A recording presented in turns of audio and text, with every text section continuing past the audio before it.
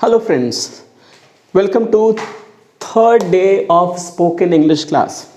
Well, before that I must tell कि यह class उन सभी विद्यार्थियों के लिए भी काफ़ी लाभदायक होगा जिनको आंसर लिखने में दिक्कत होती है या बुक समझने में दिक्कत होती है. They are unable to understand social book, science book, English book और any other book which is there in English.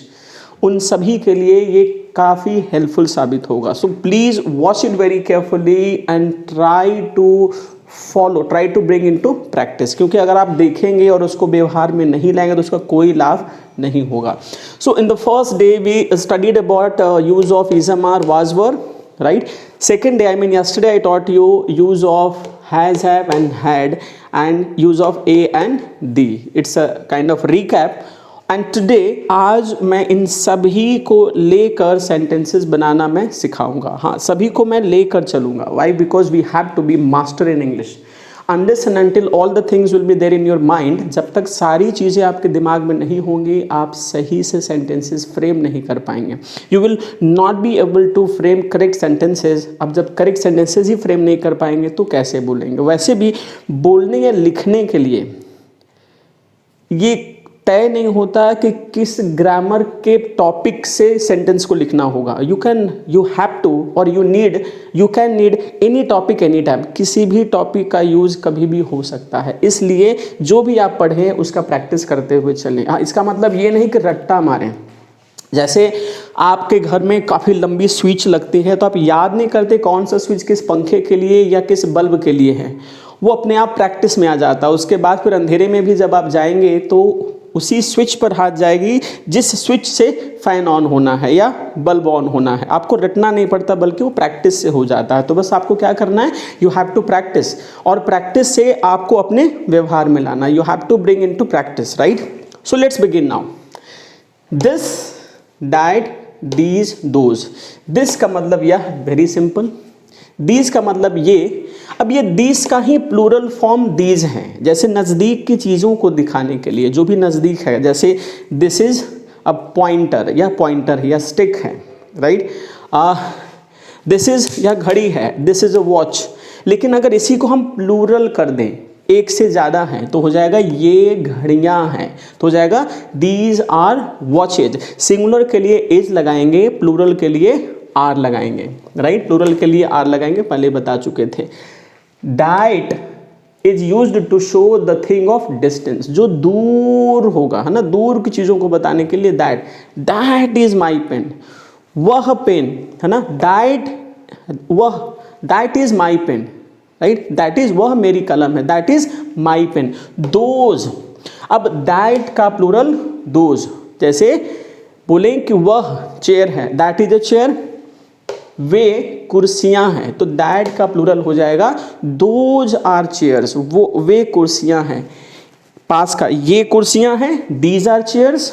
दूर का वे कुर्सियां हैं, those are chairs. These are lanterns, those are lanterns. ठीक है. This is a boy, these are boys. That is a girl, those are girls. Singular के लिए is, plural के लिए आर. वैसे ही सिंगुलर के लिए वाज, प्लूरल के लिए were. This was a bottle. These were bottles. These were bottles. Plural हो जाएगा. प्लूरल में क्या करेंगे, नाउन के साथ हम s लगाएंगे. जैसे that was a pen. Those were pens. Those plural है तो those के साथ हम लगाएंगे were. Those were pens. Very simple. ठीक है. अब जैसे यह हाथी है. कल हमने पढ़ा था कि जब वॉल साउंड होता है ना, वॉल साउंड मैंने बताया था अ ई स्वर, जो भी स्वर साउंड हो. वॉल मतलब ए ई आई ओ यू से नहीं, जिनका वॉल साउंड हो, अ ए से शुरुआत हो. जैसे दिस इज एन एलिफेंट. कई लोग इसे गांव में एलिफेंट पढ़ते हैं. बचपन में मैं भी वही पढ़ा था. बाद में पता चला कि यार ये एलिफेंट नहीं होता, दिस इज एलिफेंट. एलिफेंट. तो इसका स्टार्टिंग जो साउंड है ए से आ रहा है ना, ए से आ रहा है. तो this is an elephant. E means vowel sound, तो यहाँ लगाएंगे an. This is an elephant, मेरे पास हाथी है, मतलब हाथी को गिन सकते हैं, एक नहीं भी लगा तब भी एन लगाए चूंकि हाथी को गिन सकते हैं। अगर होता कि यह पानी है तो दिस इज वाटर, वाटर के पहले ए या एन नहीं लगाएंगे, वाई? क्योंकि पानी को हम गिन नहीं सकते। मैंने बताया था कि जो भी काउंटेबल नाउन होगा जिसे हम गिन सकते हैं उनके पहले हम क्या लगाएंगे, ए एन लगाएंगे, लेकिन जो अनकाउंटेबल होगा उनके पहले ए एन लगाने की जरूरत नहीं है। We don't need to use a और एन बिफोर अनकाउंटेबल नाउन। अब मेरे पास पतंग नहीं है या मेरे पास हाथी नहीं है, I have not an elephant, I do not have an elephant. कल मैंने बताया था कि हैज़ हैव का प्रयोग पोजीशन दिखाने के लिए होता है, इजमआर वाजवर का प्रयोग पोजीशन दिखाने के लिए। इजमआर का पोजीशन प्रेजेंट में, वाजवर का पोजीशन पास्ट में। वैसे ही पोजीशन मतलब अधिकार दिखाएंगे हैज़ हैव के साथ प्रेजेंट में, हैड के साथ पास्ट में। तो I have not a kite, मेरे पास काइट नहीं है। I do not have a kite, मेरे पास पतंग नहीं है। काइट का मतलब चील भी होता है, राइट। दिस इज एन, और ईगल मतलब भी चील होता है, both can be used, like this is an eagle, right. Eagle की स्पेलिंग आपका, this is an eagle, I have an eagle. इस तरीके से अगर ये पास्ट हो जाए, मेरे पास एक काइट नहीं, like I had not a kite. I, अब यहाँ डू के जगह क्या हो जाएगा, मैंने कल बताया था कि डू के जगह डिड हो जाएगा, right. I did not have a kite, और I did not have an elephant, I did not have whatever, right, whatever जो भी करना हो, I did not have a bottle etcetera. जैसे अनुष्का सुंदर है, तो ये अनुष्का की स्थिति बता रही है कि Anushka is beautiful, Anushka is intelligent, Anushka is good, Anushka is bad, तो अनुष्का इज ब्यूटीफुल। लेकिन अगर ये बोलना है कि अनुष्का के पास सुंदरता है या उसके पास सुंदरता है, ठीक है, तो शी के साथ लगाएंगे है, चूंकि ये अधिकार दिखा रहा, पोजीशन दिखा रहा है कि उसके पास कोई चीज है, तो हो गया she has beauty, she has beauty. अगर इसी को पास्ट में करना है, ठीक है, थी, तो she had beauty, right, she had beauty. अब ऐसे जैसे मान लीजिए करना है कि उसे शांति नहीं है, तो she has no peace, she has no peace, right, peace में शांति, काइट पतंग, temple, like this is a temple, These are temples, that is a temple, वह टेम्पल है, those are temples, दूर से दिखा रहे, those are temples, right, temples, this is called, इसे कई लोग बोलते हैं sugar, that is wrong, इसे बोलेंगे sugar, this is called sugar, you can pronounce together, this is called sugar, like मेरे पास sugar है, I mean sugar है, I have sugar, this is sugar, right, this is not sugar, sugar को गिन नहीं सकते, तो you can not say that, you can not use a और एन बिफोर शुगर, राइट।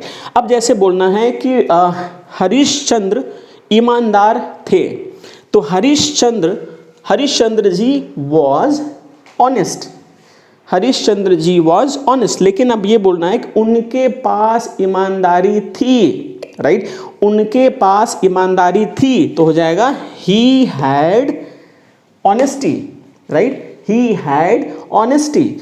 जब बोलना है कि वह नॉलेजेबल है, मतलब ज्ञानवान है, ही इज नॉलेजेबल, लेकिन फिर ये बोलेंगे कि उसके पास नॉलेज है, बोलते हैं ना, अरे उसके पास तो बहुत नॉलेज है, तो उसके पास नॉलेज है, हो जाएगा he has knowledge, right, he has knowledge. उसी तरह यहाँ जैसे मेरा भाई साहसी है, जब साहसी है उसका होगा my brother is courageous, courageous OUS, last में OUS ऐड कर देंगे तो साहसी बन जाएगा, माई ब्रदर इज करेजियस। लेकिन जब बोलेंगे कि मेरे भाई के पास हिम्मत है, आई मीन साहस है, तो माई ब्रदर हैज करेज, तो उसको बनाएंगे माई ब्रदर हैज करेज, ठीक है। So this is done. एक पार्ट और है कि जैसे ही का हिज, वह उसका, शी उसका उसकी, आई मीन शी के लिए हर, दे का देयर उन लोगों का, वी का आर हम लोगों का, यू का योर आप लोगों का, तुम आप लोग आप लोगों का तुम लोगों का, राइट, मैं का आई का मैं, माई मेरा, like he is my friend, वह मेरा दोस्त है, he is my friend. India हम लोगों का देश है, तो इंडिया इज हम लोगों का, India is our country. Yes, यह उन लोगों की जैसे सेंटेंस है कि ये उन लोगों के आम हैं, तो ये का हो जाएगा दीज आर उन लोगों के, right, these are their mangoes. चूंकि ये प्लूरल है इसलिए ये भी प्लूरल होगा, दीज आर देयर मैंगोज। यह मेरी घड़ी है, तो हो जाएगा this is my watch, this is my watch, right. Those books are new, those books are new.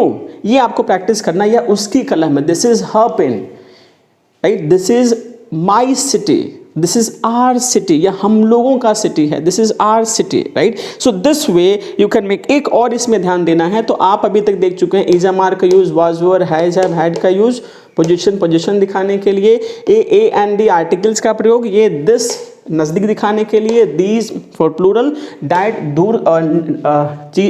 दूर की चीजों को दिखाने के लिए, दैट उसी का पास्ट हो जाएगा those way, right. So this way you can make, and this is possessive adjective, he, his, she, her, they, their, we, are, you, your, I, my। आप यूज करना शुरू करेंगे, अपने आप याद आ जाएगा, अपने आप प्रैक्टिस हो जाएगा। हनुमान चालीसा जब पढ़ना शुरू करते हैं या कोई भी ग्रंथ पढ़ना शुरू करते हैं, राइट, वो किसी भी कम्युनिटी का हो, तो उसे हम रटते नहीं, बार बार पढ़ते पढ़ते अपने आप वो टंग पर आ जाता है, राइट। तो बार बार जब चीज़ों को आप पढ़ेंगे, बार बार चीज़ें जब आप प्रैक्टिस करेंगे, तो अपने आप वो याद भी हो जाएगा, ठीक है। हाँ, एक और इसमें कॉन्सेप्ट अभी मैं बताने जा रहा हूँ कि अपॉस्ट्रोफी एस, अपॉस्ट्रोफी एस का मतलब होता है का की के, जैसे राम की बहन, तो राम की, का की के लिए ऑफ नहीं लगाएंगे बल्कि अपॉस्ट्रोफी एस लगा देंगे, राम्स सिस्टर। श्याम का दोस्त, श्याम्स फ्रेंड, इस तरह से बनाएंगे। जैसे मोहन की गाय नेक है, नेक का मतलब gentle, Mohan's cow is gentle. ये उन लोगों के आम है, तो these are their mangoes. This way you will be able to frame sentences. Let's practice. Come on. Whatever we have done, we will have a short practice. मैं अभी हिंदी बोलूँगा and you will try to translate into English, or you can think in English also any sentences. Like example with is MR. जैसे वह कुर्सी है, तो वह कुर्सी है, that is a chair. यह टेबल है, this is a table. मेरा भाई ईमानदार है, माई ब्रदर इज ऑनेस्ट। मेरी बहन के पास ईमानदारी है, my sister has honesty, right. उसके पास हिम्मत है, he has courage, right. Kareena के पास सुंदरता है, करीना हैज़ ब्यूटी। उसके पास नॉलेज है, ही हैज़ नॉलेज। वह मेरा दोस्त है, he is my friend, right. वे आम सड़े हैं, those mangoes are rotten.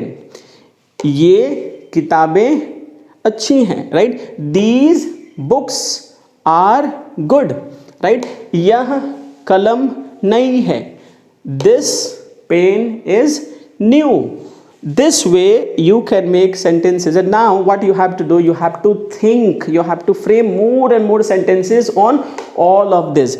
If you get time, you can write on the piece of paper whatever comes to your mind with the help of this, or if you are not able to write on the paper, you think. Nobody can stop you thinking, right? So you can think, you can frame many more sentences. और जिस word में आपको लगता है कि ये word समझ नहीं आ रहा क्या होगा, you can ask Google and you can get, or you can ask me in the chat box and I will reply, right? So this way you will be able to frame sentences, and let's meet tomorrow with the new chapter, and that will help you understand it better. Thank you.